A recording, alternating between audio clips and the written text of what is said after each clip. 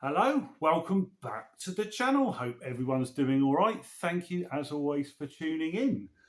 It's that time of year again, isn't it? Look. I can't take credit for that. My wife did that and she did a wonderful job. Look.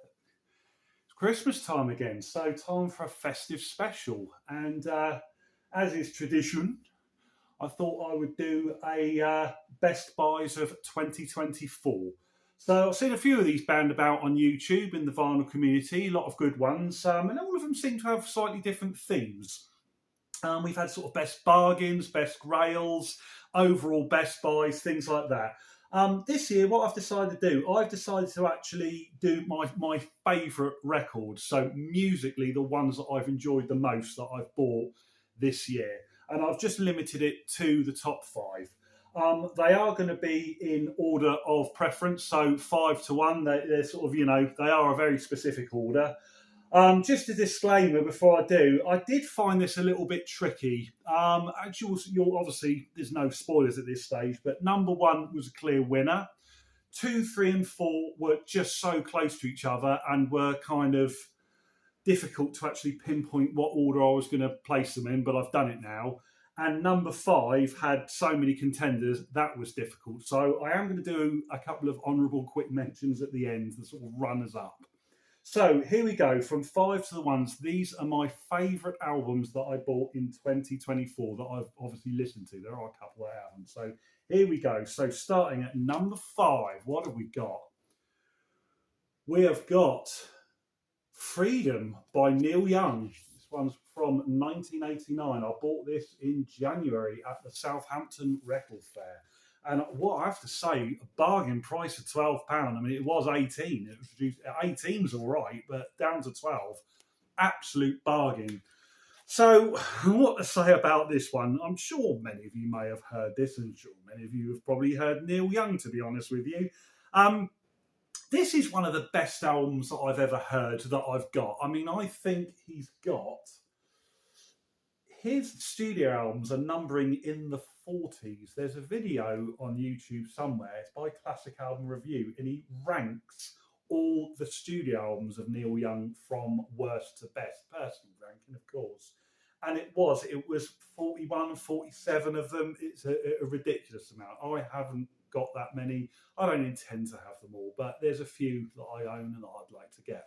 But this one I particularly enjoyed. On reading up about it, it seems like it's almost a bit of a comeback album for him at that particular time. I think he went through sort of a little stage of doing records that were not popular and kind of remain unpopular to this day.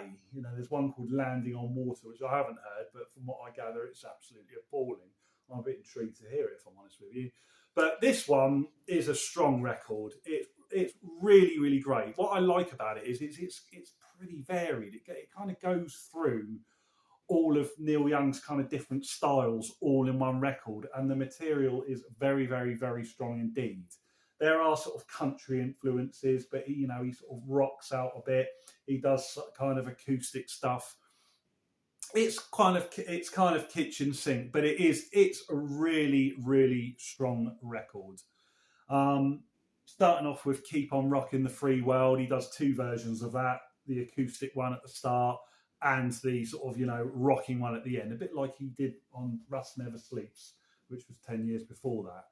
So, yeah, this is quite a lot of it is very sort of mellow in places. It's actually sort of quite a good one to sort of chill out to. It just feels really sort of one you can kind of kick back late at night and really listen to while you're relaxing as well. I actually took this one, I sort of listened to it on my headphones on holiday when I was sort of putting my feet up. So that's good memories for that as well. Maybe that's kind of the association of chilling out with it. But it's a great, great record. Neil Young, Freedom, really good to pick it up. Really glad to have it. Number 5, excellent stuff. Number 4, what do we have? The Charlatans, Modern Nature. I think this is from, I was going to say 2008. No, it's much later than that. It's 2015. This is amazing. This is brilliant. So, the Charlatans and me, the relationship of the Charlatans, totally late to the party, totally late to the party. I've always been aware of them, and the few songs that I know I've always liked. But I decided to sort of get a few albums, and I've been bitten by the bug because they are such a great band. And I didn't realise what a back catalogue they had. They got 13 albums. Yeah, it's incredible. You know, it's a lot. There's a lot more albums than their peers ever done. Really is, and they kind of never split up. Considering they've had all these sort of trials and tribulations, tragedies through their career, they've just kept on going. And this one, I was really glad to get this. I actually got this on eBay. I don't use eBay much for albums at all, but it was a bit of a steal, really. It's the original pressing. It's got the free EP, which I'm really glad I've got, because the 4 tracks on the sort of bonus EP are as good as what's on the album. It's on this lovely gold wax. Comes with a poster, which I will not be putting up or framing or anything like that. And what can I say about it? It just sounds so mature. It's such a feel-good record. It's got great track after great track after great track. Not a duff track on it. It's absolutely fantastic. And from what I'm hearing from the Charlatans, I'm veering towards their later stuff as being better. Which, if you watch my early video about sort of only listening to early stuff, kind of goes against all my principles. I find the kind of later albums a little bit, or the ones that I've got so far, because I've still, I haven't got that many of them, they seem a little bit more pleasing to the ear. Again, they just sound like they've gone from strength to strength and they've matured. So I can't recommend this one enough. If you can't get hold of this, there is a yellow vinyl reissue out there online at the moment, or you might see it in an HMV. That'll be worth picking up. It is only a single, but the actual sort of main album is very, very good. So yeah, what more can I say? The Charlatans, probably my most listened to band this year. Fantastic. Glad to have discovered it. Number 3. Shown this one before. I think I've shown them all before, actually, come to think of it. This was released this year, and this is the only album I bought that was released this year. This is Heaven's Light is Our Guide. That is the right title. Heaven's Light Our Guide. It is Heaven's Light Our Guide by Torpedoes. So this is a local band, very local and dear to my heart. So local, in fact, this was actually recorded about 10 minutes from where I'm sitting, believe it or not. The studio is very close here. But believe me when I say it, hand on heart, this is a completely unbiased review. Doesn't matter. If they weren't local, I would still think the same of it because it's great. So what we've got here, we've actually got, they recorded so much, they managed to do a double album. And I'm talking a proper double album. 20 minutes per side, give or take, of music. When people think of double albums, they kind of think, ooh, there's going to be filler on it, it's too long. No, not this. I don't know, especially in this day and age, how you can get so much good material spanned over an hour and 20 minutes or whatever it is. But they have done it. And this band are fantastic. Absolutely brilliant. Influences are very much from goth, punk, post-punk, Killing Joke, Combat Angels, The Cure, The Damned, you name it. But, the influences are there, but they've got their own unique sound. And this record, there's banger after banger after banger on it, and it's really varied as well. It goes heavy. There's a track on here, probably my favourite track, Closing Side 1, Made of Stone. It's so heavy, riff heavy. It's such a short track, but it sounds like just amazing sort of goth combined with sort of heavy metal, really. This might actually appeal to metalheads as well. You've got more upbeat numbers, more commercial sounding numbers in America. Brilliant. They've released singles from this, and then you've got ambient tracks as well. I don't know how I do know how they've done it. They've just gone into they just have. They've just achieved it. They've accomplished it. This is great from start to finish, all the way through, all killer and no filler at all. And I believe it's still available as well. If you look online, Torpedoes, the band, Heaven's Light Our Guide, it's still out there on record. if you like post-punk, goth, punk, even heavy metal, and you've got good taste, you'd be a fool not to pick this record up. Absolutely fantastic. As I understand it, everything they recorded in these sessions didn't get put on the album. I believe there was enough material for a triple set, which wouldn't have been bad at all.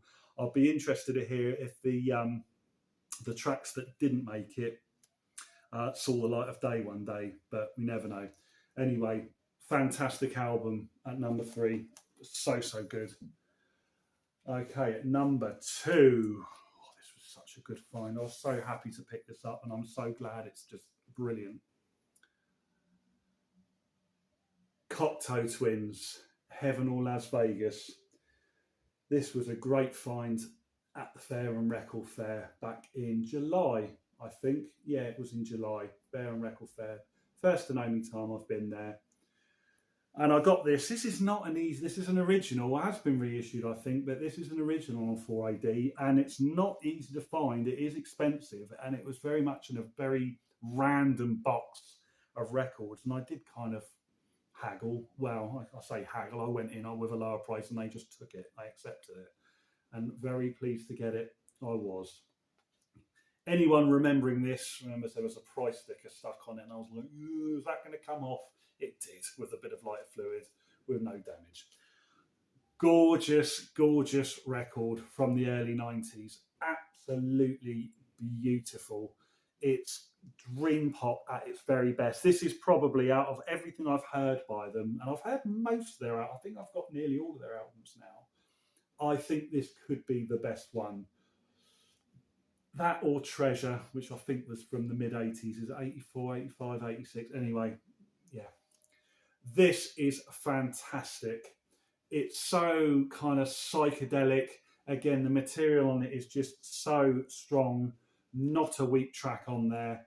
And if you like the Cocteau Twins and you haven't got this one, this is one to get. I can't recommend this enough. And as I say, fortunately, I do believe it has been reissued. I mean, it doesn't cost a mega fortune, but it isn't easy to get like anything released in the early 90s. You know, it is a little bit tricky to find, but I don't know what else to say about it. The Cocteau Twins, you kind of know what you're going to get. They have a very distinctive sound, but some of their records are just so much better than others. At the same record fair, I bought the album from the late 80s. I think it was the one before this, called Bluebell Knoll.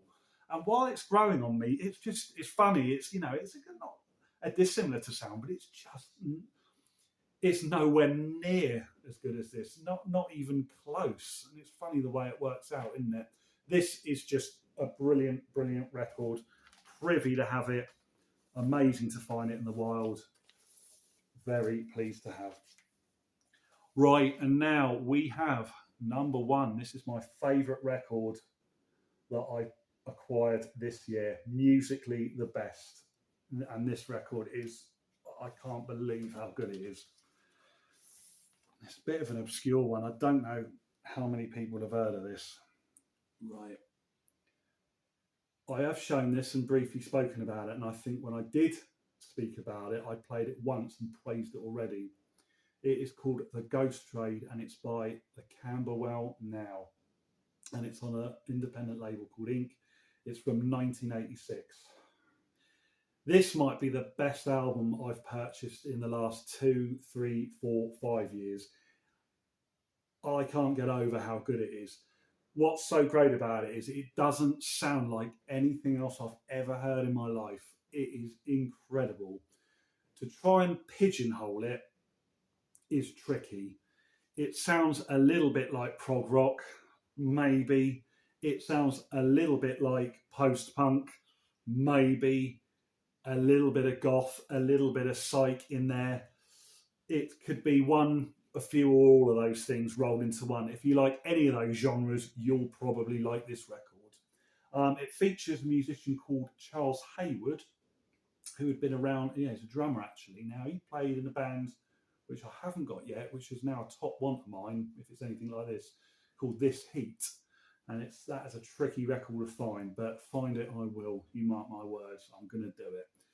But this record, this is the only one they did. They did a couple of EPs, which I'm on. Oh, on an absolute hunt for at the moment. But the music is just so atmospheric. It's very, it's not very experimental. It's quite experimental. It's still very listenable.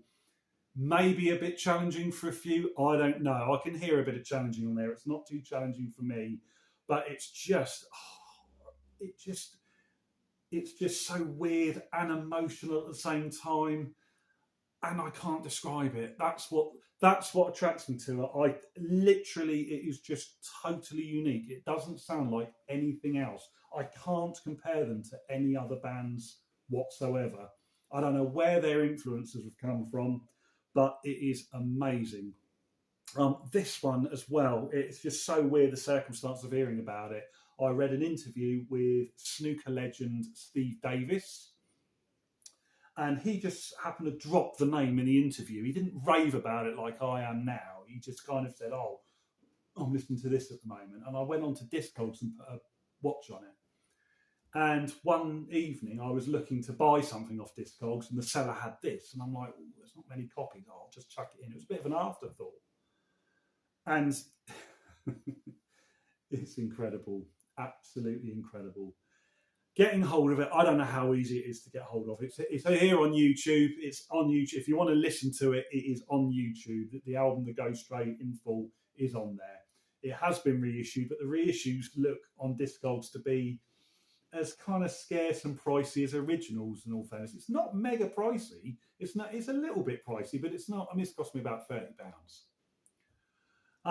But there's no other copies. I don't think at the moment. I don't think there's any copies here in the UK, and there are a few out in Europe and maybe America for sale on Discogs. But whether you find this out in the wild, I don't know. I think you've been extremely lucky to do it. But if you can find it, The Ghost Trade by Camberwell Now. Oh my word, what an album. Absolutely brilliant. The best one of this year, the one I've enjoyed the most.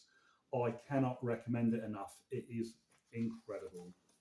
So, as promised, I'm just going to do some nearly made it, just some quick honourable mentions. I'm just going to race through these. So, these are the two that could have been the number 5 slot, but almost weren't. So, they're kind of 6 and 7, or joint 6. We've got Alley Cat by Nucleus on Vertigo, 1975. Just in case you're wondering, nothing from the 70s, my favourite decade, nothing from the 70s made it into my top 5. It's weird, isn't it? There's nothing really out and out proggy in there either. Alley Cat by Nucleus, their final album, I think, on Vertigo. That was a nice find from Alan's in Finchley. That was a great day out, that was. But this is such a great jazz rock fusion as usual. That's what Nucleus are. But funky, they're so funky, and the compositions are wonderful on this. There's just great bass playing, funky distorted bass playing. It's just wonderful. A really good record by them. If you can get it, highly recommend it. This one I got in Hazelmere in Planet of Sounds. This is great. I've only started listening to this a couple of weeks ago and I'm hooked. Self-titled by National Health on Affinity Records. This is great. This is a Canterbury. It's almost like I call it a Canterbury supergroup. This is the end of the 70s. You know, Canterbury has sort of almost been and gone, but they had a last hurrah with this outfit. And it sounds, you know, if you like things like The Good, Soft Machine and Caravan, things like that, it's just wonderful. It's got some sort of ethereal female vocals going on, touches of jazz rock fusion. It's really quirky, really proggy, amazing record. National Health. I know they did a second album, maybe even a third one as well, so I'll need to pick them up. Really enjoying that. And then I've got a final two, just quickly. Again, they were bought late last year, so can't make the cut, but I listened to them this year a great deal and loved them. So they're going to get a mention. And I've got a cheap record, easy to find. If you can find this always turns up cheap. Second Time Around by Junior Campbell. Only solo record I did, I think. Get my words out. The only solo record he did, I think.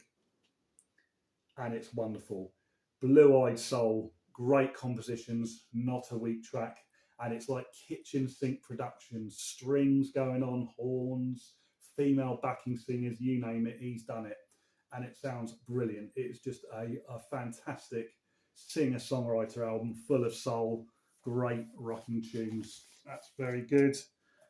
And we've got the debut album by OMD, Orchestral Manoeuvres in the Dark, self-titled on DIN disc.